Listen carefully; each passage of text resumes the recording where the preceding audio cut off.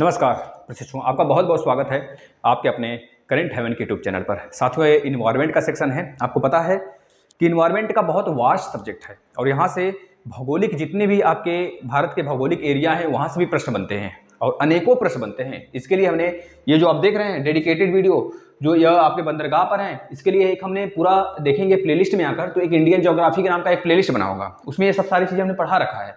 लेकिन यह इन्वायरमेंट वाले सेक्शन के लिए हमने फिर से पढ़ाना पड़ रहा है क्योंकि बच्चों यहाँ से प्रश्न बन रहे हैं, आउट ऑफ सिलेबस से भी प्रश्न आ रहे हैं। तो ये आपके यूपी टेट में नहीं, सीटेट में नहीं, सुपर टेट तक काम देंगे। चाहे जिस भी एग्जाम में आप बैठे हैं, यह प्रश्न आपके एग्जाम में आएंगे। यहाँ से एक प्रश्न हमने जितने चीजें यहाँ पर लिख रखे हैं, और ये बंदरगाह हैं और ये भारत के तटीय इलाके हैं, क्योंकि बंदरगाह का मतलब पोर्ट, जहां से हम समुद्री व्यापार करते हैं। बंदरगाह बहुत पुरानी बात है। आपने सुना होगा सिंधु घाटी सभ्यता 1700 ईसा पूर्व। बच्चों आपने सुना होगा उस समय जो व्यापार होता था हमारा बंदरगाहों के माध्यम से होता था। उस समय कांडला बंदरगाह सिंधु घाटी सभ्यता का एक बंदरगाह है जो कि गुजरात में पड़ता है, आपको पता होना चाहिए। और वह बहुत ही, उसी को देखते हुए यह अंदाजा लगाया जा सकता है कि आज के युग में जैसा सारी चीजें हैं उसी प्रकार से वह भी एक नगरीय सभ्यता थी, एक नगरीय सभ्यता थी।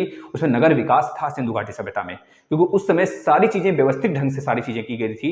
ये वहां पर ग्रिड पद्धति था, वहां पर जो घर थे बच्चों, जो नाले थे बहुत व्यवस्थित थे, वहां के रहने लायक बहुत ही व्यवस्थित जगह बनाया गया था। स्नान करने के लिए बाथरूम था, स्नानागार था, उसमें जो हम लोग का अनाज था बच्चों, अन्नागार था, ये सारी चीजें थी। वहां पर दुर्गीकृत करे गए थे बहुत सारे महल। राजा रजवाड़े और जो पुरोहित लोग होते थे और जो अमीर व्यक्ति हैं वो ऊपर रहा करते थे, किलों के ऊपर रहा करते थे, उनकी ऊंचाई ज्यादा होती थी घरों की। और जो गरीब तबके के लोग होते थे, जो जैसे कि जो काम करने वाले हैं, जो शूद्र लोग हैं, वो नीचे रहा करते थे। इस प्रकार की व्यवस्थित चीजें बहुत थी पहले। मार्केट वगैरह, व्यापार वगैरह तब भी बहुत ज्यादा प्रचलित था। अफगानिस्तान हो गया, अरब सागर हो गए, अरब की खाड़ी हो गया, बहुत सारी जगहों से उसका प्रमाण मिला है हमको। उसी प्रकार से बंदरगाह भी हैं, बंदरगाह के ही रहने से संभव सारी चीजें हो पाती थी। तो हम आपको बता दें, बंदरगाह का सिर्फ हेल्प इस वजह से होता है कि हम विदेशों से आराम से बिना किसी बहुत कम खर्च में आराम से अपना आयात निर्यात कर सकें, आसानी से किया जा सकता है। इस वजह से हमारे भारत में 15 बंदरगाह मेजर हैं। कितने भाई हैं? तो बहुत सारे, लेकिन 15 मेजर हैं। यहाँ पर हमने कितने लिख रखे हैं? 1 2 3 4 5 6 7 8 9 10 11 12 13 14 15 क्या 13 मान के चलना। 13 बहुत मुख्य हैं, आपको याद ही करना है। हम ट्रिक से बताएंगे आपको, देखना।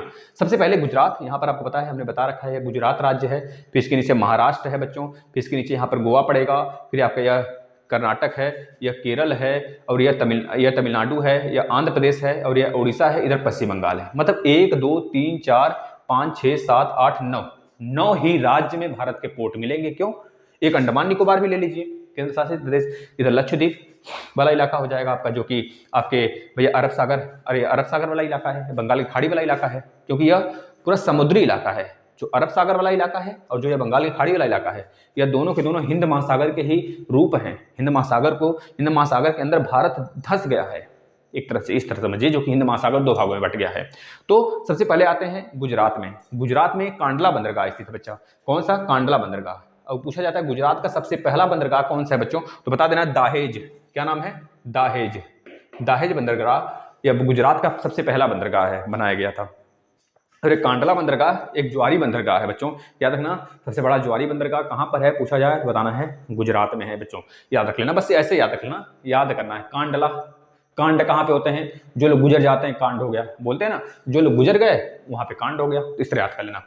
दूसरी बात है महाराष्ट्र में आते हैं। महाराष्ट्र में 2 मोस्ट इंपॉर्टेंट है। एक तो मुंबई बंदरगाह बच्चों, मुंबई बंदरगाह याद रखना, जिसपे हो जा रहा है उस पर टिक कर देंगे। मुंबई बंदरगाह महाराष्ट्र में है, अरब के सागर से व्यापार होता है। और मुंबई बंदरगाह सबसे बड़ा बंदरगाह के नाम से जाना जाता है बच्चों, याद रखना। नेचुरल सबसे बड़ा बंदरगाह मुंबई है। यहाँ से आयात निर्यात बहुत ज्यादा होते हैं, बहुत काम धंधे होते हैं। इस वजह से इसका भार कम करने के लिए एक बनाया गया और बंदरगाह, जिसका नाम है नहावा सेवा। देखना कहाँ पे लिखे हैं नहावा सेवा, यहाँ पे लिखे हैं बच्चों नहावा सेवा। यह भी महाराष्ट्र में स्थित है नहावा सेवा, जिसको JL नेहरू के नाम से जानते हैं। बात क्लियर? मुंबई के बंदरगाह का भार कम करने के लिए नहावा सेवा बंदरगाह बनाया गया। मुंबई नेचुरल बंदरगाह है, नहावा सेवा मैन मेड है बच्चों, याद रख लेना, ठीक है ना। इसके बाद आ जाते हैं गोवा में एकमात्र याद रखना बच्चों मारमा गोवा बंदरगाह गोवा में पड़ जाता है, याद रख लेना। मारमा गोवा से नाम से ही पता चल रहा है गोवा में ही होगा। गोवा गोवा का कैपिटल पणजी बच्चों, याद रख लेना। इसके बाद आ जाते हैं नीचे, गोवा के बाद क्या आ जाता है बच्चों, कर्नाटक। कर्नाटक में आपको पता है बच्चों, इसका कर्नाटक का कैपिटल बंगलौर है ना, जिसे सिल्क सिटी कहा जाता है, बंगलौर। और बंगलौर के नाम से ही इसका बंदरगाह, इसका नाम मंगलौर बच्चों, क्या नाम है, मंगलौर, याद रख लेंगे, न्यू मंगलौर। न्यू मंगलौर कर्नाटक में पड़ जाता है, कर्नाटक का कैपिटल बंगलौर, बंगलौर में न्यू मंगलौर। तो याद रखना, न्यू मंगलौर क्या है, पोर्ट है किसका, कर्नाटक का बच्चों, पूछा जाता है तो बता ले जाएंगे। कर्नाटक का एक और है बच्चों, देखना जरा, है क्या इसमें, नहीं है ना, तो इंपॉर्टेंट नहीं था तो हमने नहीं लिखा, आगे देख लेते हैं। कर्नाटक के नीचे आएंगे केरल बच्चों। केरल में देखना, केरल में कहीं है, केरल में देखना कितने जगह केरल है, एक ही जगह बच्चों, कोचीन बंदरगाह। तो जो कोचीन बंदरगाह जो है ना, कोचीन बंदरगाह याद रखना, कोचीन शिल्प, कोचीन बंदरगाह बच्चों, यहाँ पर कोचीन शिल्प कोचिंग शिपयार्ड, शिपयार्ड लिमिटेड यह नाम से जाना जाता है पूरा, कोचीन शिपयार्ड लिमिटेड बच्चों, ये अरब सागर की तरफ पड़ जाता है इधर। और इसकी स्थापना पूछ लिया गया था एक बार, तो बता देना 1972 में, 1972 में इसकी स्थापना हुई थी बच्चों, ये बता सकते हैं आप। डायरेक्ट फैक्ट है, याद कर लो, लर्न कर लो बच्चों। डिटेल में पढ़ना हो ना तो आ जाना, एक प्लेलिस्ट अलग से बना रखा गया है आपके लिए, इंडियन ज्योग्राफी, ओ पीसीएस यूपीएससी कहीं भी बैठ जाना बच्चों, धांसू वीडियो है, आगे चलेगा, थोड़ा सा वायरल वगैरह हो जाए आप लोग के हेल्प से, भगवान के दुआ से उसको वायरल कर दीजिए।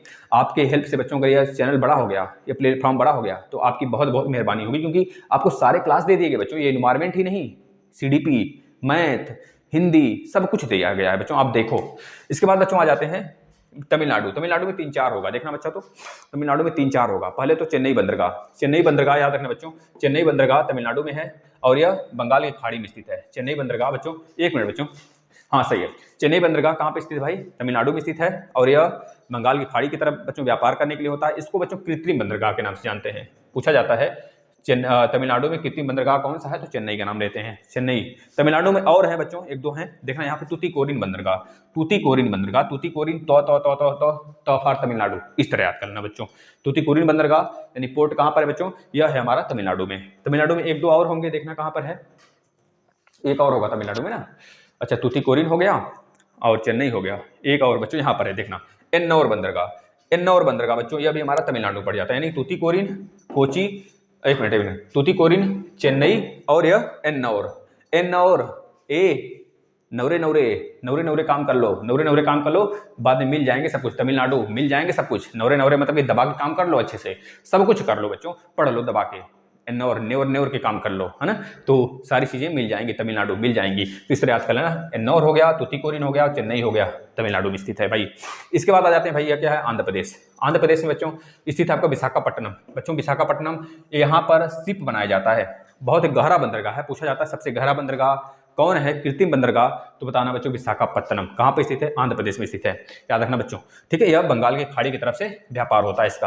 अब कितने बच गए भाई, चेन्नई भी हो गया है और यह भी पारादीप आ गया। आंध्र प्रदेश में और कोई है क्या, यह हो गया है, यह हो गया, यह हो गया, यह हो गया, यह हो गया। अब पोर्ट ब्लेयर देख लेना बच्चों, यह अंडमान निकोबार में पड़ जाता है, जो आपका एक सबसे बड़ा बच्चों क्या है, 1900 किलोमीटर के आसपास में बच्चों इसका तटीय इलाका मिलता है। सबसे ज्यादा तटीय इलाका पानी से लगने वाला, समुद्र से लगने वाला बच्चों गुजरात है। अगर स्थलीय भाग की बात करेंगे तो गुजरात 1600 किलोमीटर। इसके बाद बच्चों आ जाता है आपका आंध्र प्रदेश, इसके बाद तमिलनाडु तीसरे स्थान पर। लेकिन अगर बात करेगा पूरे भारत में द्वीप वगैरह लेकर, जो आपके द्वीप वगैरह सबको लेकर सबसे बड़ा सीमा बनाने वाला समुद्र से कौन है, बताएंगे बच्चों अंडमान निकोबार, है ना, याद रखना अंडमान निकोबार बच्चों, अंडमान निकोबार में ही 10 डिग्री चैनल है, इस चीज को याद रखना।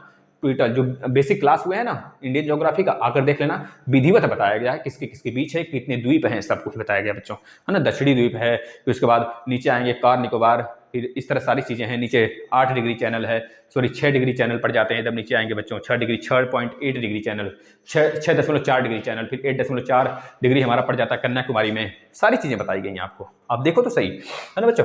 तो यह 1600 किलोमीटर सबसे ज्यादा, फिर 1900 किलोमीटर किसका क्षेत्र है सबसे ज्यादा, अंडमान निकोबार का है, ठीक है ना। अब उड़ीसा में आते हैं बच्चों, उड़ीसा में याद रखना तमिलनाडु जो अंडमान निकोबार है उसमें पोर्ट ब्लेयर उसका कैपिटल ही है अंडमान निकोबार का, तो खैर याद हो जाएगा आपको। अब इसके बाद बच्चों आ जाते हैं उड़ीसा। उड़ीसा में एकमात्र बंदरगाह बच्चों याद रखना पारादीप, पारादीप।